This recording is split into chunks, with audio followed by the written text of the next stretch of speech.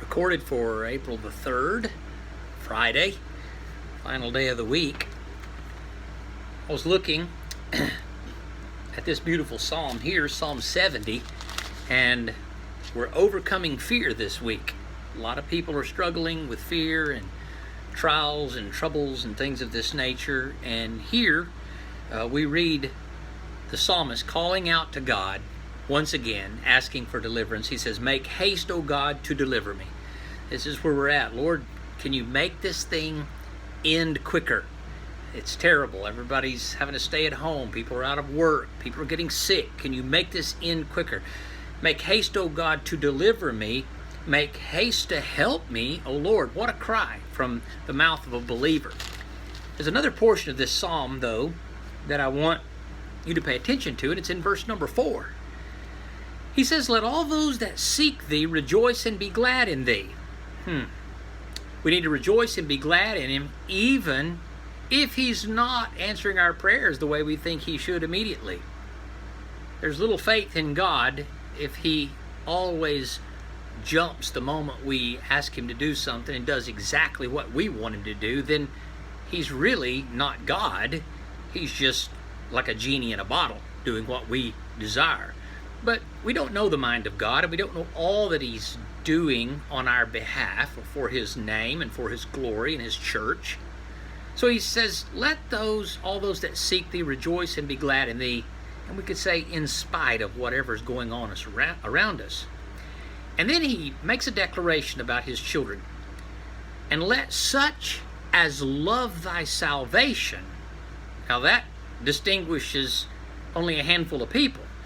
The ones that love the salvation of God, which comes only through his Son, Jesus Christ. "Let such as love thy salvation say continually." Here is the request of the psalmist, that those that are truly in Christ, they love salvation. This is what they should be saying continually. Let God be magnified. That's a challenge for me. It'll be a challenge for you as well. In this flesh, many times it's not let God be magnified. It's let what man is doing be magnified. It's let my problems even be magnified. Do you ever let your problems magnify and get big and huge? And now we're looking at the problems and we're like, I don't know what to do. And it just kind of freaks us out and we get stressed. He says, well, look, if you love the salvation of God, then the thing that ought to come out of your mouth is let God be magnified. Let him save the way he has chosen to save.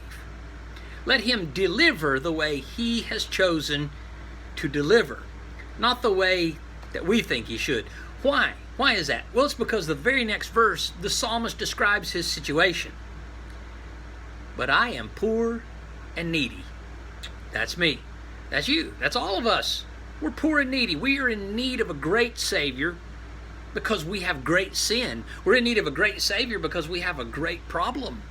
The problem right now seems to be the coronavirus. The problem right now seems to be unemployment. The problem right now seems to be fear. These are great things. I am poor and needy. So if I love his salvation, the thing I should say is not, "Oh, woe is me." It should be, let God be magnified. So the next time you're with friends or family or somebody is just bemoaning the situation that we're surrounded with right now, and they don't seem to have an answer for it, and they don't know what to do, and they seem to be distressed over it, you can say, let God be magnified. Let him save as he intends to save. Does this mean we sit on our hands and do nothing? Of course not. We do our duty, whatever our duty is. If you're a nurse or a doctor or whatever your situation is, you do your duty to the fullest, and you allow God to use that for his honor and for his glory. He says this, "Make haste unto me, O God. Thou art my help and my deliverer. O Lord, make no tarrying."